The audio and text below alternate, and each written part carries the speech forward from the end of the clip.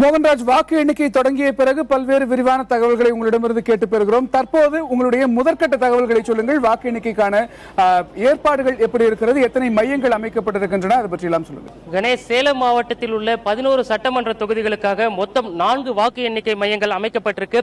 குறிப்பாக சேலம் கருப்பூரில் உள்ள அரசு பொறியியல் கல்லூரியில், ஏற்காடு, ஓமலூர், சேலம் மேற்கு, வடக்கு, தெற்கு உள்ளிட்ட 6 சட்டமன்ற தொகுதிகளுக்கான வாக்குகள் இங்கே எண்ணப்படுகின்றன.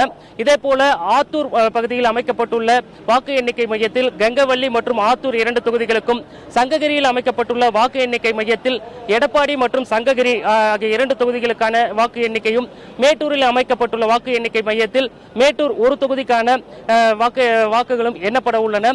இதற்காக ஏற்பாடுகள் தீவிரமாக செய்யப்பட்டிருக்கு. குறிப்பாக வாக்கு எண்ணிக்கை மையத்திற்கு பலத்த காவல்துறையினர் பாதுகாப்பு ஏற்பாடுகள் செய்யப்பட்டிருக்கு. தமிழகத்தில் அனைத்து பகுதிகளும் உள்ளது போலவே 3 அடுக்கு பாதுகாப்பு பணிகளில் காவல்துறையினர் மற்றும் துணை ராணுவத்தினர் ஈடுபட்டிருக்காங்க. இங்கே காலை 7:15 மணிக்குள்ளாக வேட்பாளர்கள் மற்றும் அவரது முகவர்கள் உள்ளே செல்வதற்காக அனுமதி வழங்க உத்தரவிடப்பட்டிருக்கிறது. அவர்களுக்கு உரிய அடையாள அட்டையை காண்பித்த பிறகு உள்ளே அனுமதிக்கப்படுகிறார்கள். தொடர்ச்சியாக காவல்துறையினர் பாதுகாப்பு பணியிலும் ஈடுபட்டிருக்காங்க. வாக்கு எண்ணிக்கையை பொறுத்தவரைக்கும் 14 மேசைகள் அமைக்கப்பட்டு பல்வேறு சுற்றுகளாக வாக்குகள் எண்ணப்படுவதற்கான ஏற்பாடுகள் செய்யப்பட்டிருக்கு. கணேஷ், அதிகம் எதிர்பார்க்கப்படுகின்ற தொகுதிகள் பற்றி சொல்லுங்கள். உங்களுடைய நீங்க நிற்கக்கூடிய அந்த வாக்கு எண்ணும் மையமாக இருக்கட்டும் அல்லது உங்க மண்டலத்தில் இருக்கக்கூடிய மற்ற மையங்களாக இருக்கட்டும், அதிகம் எதிர்பார்க்கப்படும் தொகுதிகள். கண்டிப்பா சேலம் மாவட்டத்தை பொறுத்த வரைக்கும் அதிகம் எதிர்பார்க்கக்கூடிய ஒரு தொகுதியாக எடுத்துக்கொண்டோம்னாக்கா மேட்டூர் தொகுதியை எடுத்துக்கொள்ளலாம்.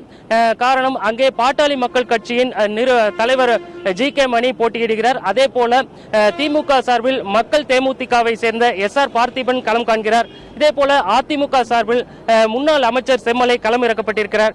எனவே மேட்டூர் தொகுதியை பொறுத்தவரைக்கும் வாக்காளர்களும் சரி, பொதுமக்களும் அதிகம் எதிர்பார்க்கக்கூடிய ஒரு தொகுதியாக இருக்கிறது. அதற்கு அடுத்தபடியாக தற்போதைய அமைச்சர், நெடுஞ்சாலைத்துறை அமைச்சர் எடப்பாடி பழனிசாமி போட்டியிட்டிருக்கும் எடப்பாடி தொகுதியிலோட முடிவுகளையும் அதிகமாக எதிர்பார்க்கிறார்கள். கணேஷ்.